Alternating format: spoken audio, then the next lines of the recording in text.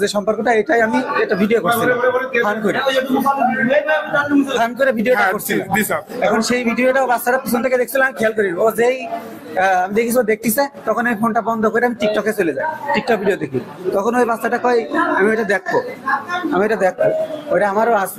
নিজের প্যান্টটা খোলে, ওই সময় ওর নানি এসে হাজির হয়, এসে বলে যে তুই কি করতেছিস। এবারে এই কথা বলে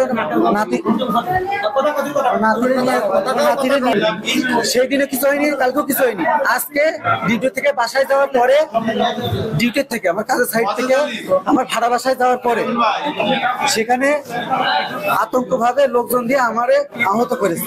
বালিয়া বেকুটিয়া কলোনিতে একটা শিশু ধর্ষণের ঘটনা ঘটেছে। আমি উক্ত সংবাদ পেয়ে তাৎক্ষণিকভাবে আমার মোবাইল টিম সেখানে পাঠাই। মোবাইল টিম সেখানে গিয়ে দেখে মিঠুন নামে এক ব্যক্তি যে ধর্ষণের চেষ্টা করেছে, তাকে স্থানীয় জনগণ গণদোলাই দিয়ে আহত করেছে। তখন আমার মোবাইল টিম তাকে নিয়ে প্রাথমিক চিকিৎসার জন্য হাসপাতালে নিয়ে যায়। পরবর্তীতে তার নানি থানায় এসে একটা এজাহার দায়ের করে মামলা রেকর্ড প্রক্রিয়া দেয়।